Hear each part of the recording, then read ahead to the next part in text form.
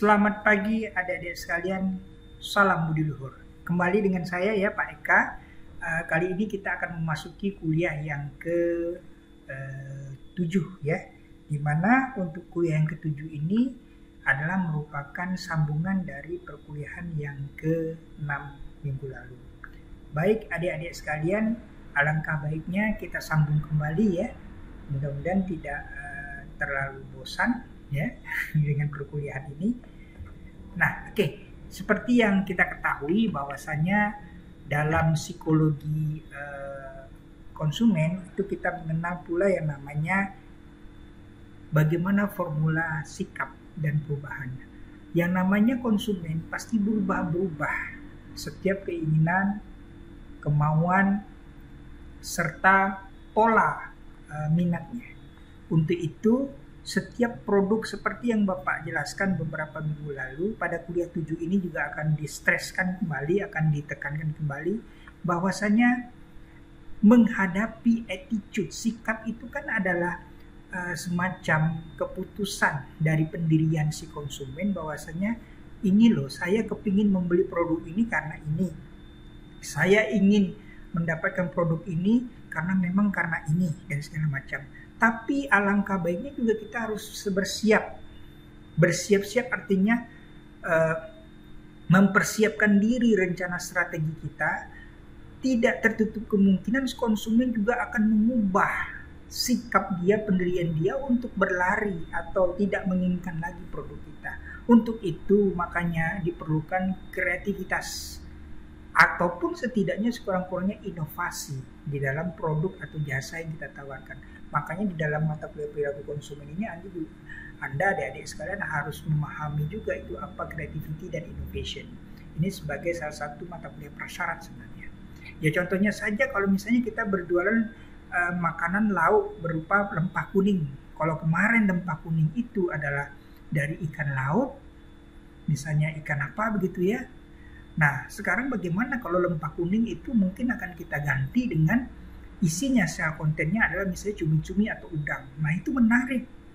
Nah perubahan yang kita ubah ini dalam rangka upaya untuk melakukan inovasi, dalam rangka antisipasi kita sebagai vendor, antisipasi kita sebagai penjual bahwasanya setiap konsumen bisa berubah supaya dia jangan berlari, mereka tidak berlari dari kita, maka kita harus mengantisipasi setiap perubahan sikap dan perilaku mereka.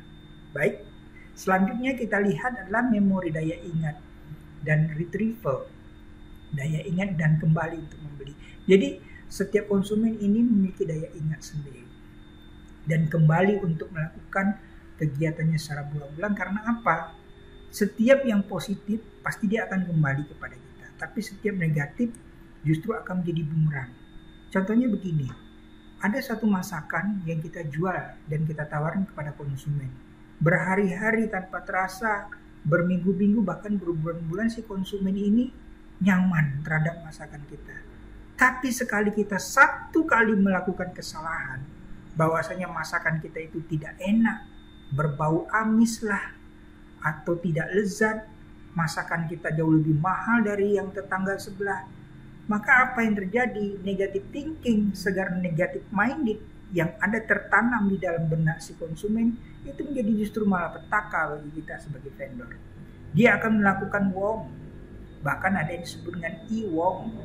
E-wong itu kepandekan dari electronic word of mouth.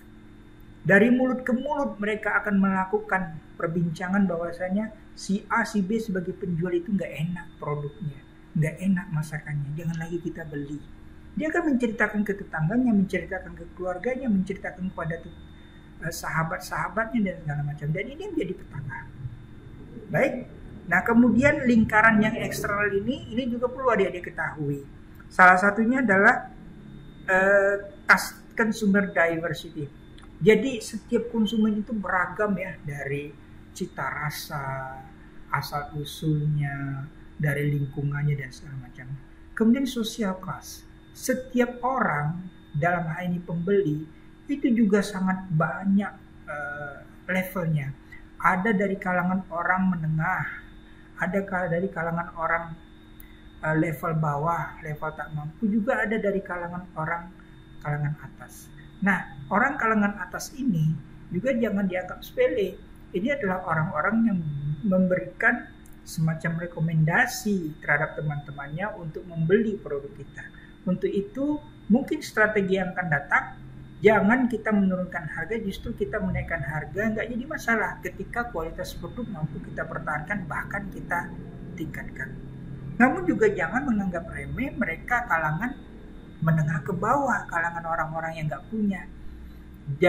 Jadi artinya begini, diversity product atau product diversity, keberagaman produk yang kita tawarkan dalam rangka memahami perilaku konsumen, berupa harga yang beragam dengan kualitas beragam, itu juga perlu.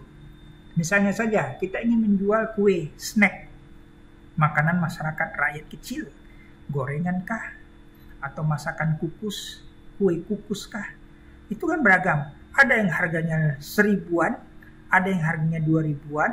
Nah, itu juga perlu untuk kita sediakan, available, all it you can eat, all it is available. Semuanya bisa dapat kita sediakan. Namun untuk kalangan atas juga ada, misalnya adalah bolu kojo yang harganya bisa mencapai 100-an ribu dan segala macam. Tidak jadi masalah. Bagi mereka dalam masyarakat menengah ke atas, masyarakat kelas sosial tinggi, itu yang penting adalah produknya enak, wangi, harum, lezat dan segala macam. Harga tidak jadi masalah. Nah, itu perlu ada yang diketahui, ya. Kemudian dari psychographic. Nah, kalau psychographic ini dari kalkulasi kita, bahwasanya setiap konsumen ada yang didasari masalah nilai, kepribadian dan gaya hidup, ya. Contoh misalnya kita memasuki konsumen kalangan remaja, itu berbeda sekali dengan kalangan dewasa dan segala macam. Misalnya kita membuka usaha kafe dan segala macam. Nah, perilaku konsumen tersebut harus kita ketahui. Kemudian juga masalah luar lingkungan berupa sosial. Terkadang ada juga orang yang ikut-ikutan membeli karena dipengaruhi oleh tetangganya. Nah, ini juga harus kita ketahui, ya. Nah, kemudian baru kita masuk kepada proses pengambilan keputusan. Setelah kita mengetahui perilaku konsumen baik dari segi internal dalam dirinya sendiri maupun eksternal, ya, seperti gaya hidup, sosial, ya, kemudian keberagaman konsumen itu sendiri dan segala macam. Nah, nanti akan kita menghasilkan apa yang disebut dengan customer behavior outcomes. Jadi hasil dari perilaku konsumen ini bisa kita ketahui dari cara kita mengadopsi, mengambil apa yang menjadi hal-hal penolak bagi mereka dan apa yang bisa menyebabkan upaya kita untuk melakukan inovasi, jadi tergerak, gitu ya. Contohnya dari kegagalan kita bikin kue yang kemarin, orang bisa marah-marah terhadap kita, tapi justru itu menjadi peluang bagi kita untuk berbenah diri. Nah, kenapa di daerah saya di Kota Pangkal Pinang itu ada semacam orang jualan sarapan pagi? Kenapa kok bisa ramai? Padahal masalahnya di sini ada sih sebenarnya, rasanya biasa saja. Tapi karena produk diversity, produknya itu beragam. Ada dia menjual bubur ayam, ada menjual lontong sayur, lontong padang, ada dia menjual nasi goreng. Dia juga menjual namanya berbagai macam camilan gorengan sebagai pelengkap makanan sarapan pagi. Dia juga menjual nasi uduk dan segala macam. Nah, ini akan menjadi peluang bagi masyarakat, bagi konsumen atau calon konsumen kita untuk berperilaku yang positif. Jika dia tidak senang bubur ayam, dia mungkin akan membeli nasi uduk dan segala macam. Product diversity yang tadilah yang saya maksud, agar kita bisa memahami bahwa keinginan dan kebutuhan konsumen itu beragam, tidak semuanya itu sama. Tidak semua konsumen menyukai bubur ayam untuk makan sarapan paginya. Bisa saja dia menyenangi yang namanya lontong sayur dan segala macam. Nah, ini akan menjadi simbol bagi konsumen, dia akan membeli produk kita dan segala macam. Nah, untuk itu perlu ada etika dari kita penjual sebagai vendor agar kita tetap beramah tamah dengan si konsumen, tetap akrab dan segala macam. Baik, adik-adik sekalian, saya kira demikian untuk pertemuan kita pagi hari ini. Yang akan datang kuliah 8 kita akan melanjutkan kembali bagaimana sebenarnya strategi kita dalam menghadapi perilaku konsumen yang serba berubah. Terima kasih atas perhatiannya dan salam budi luhur.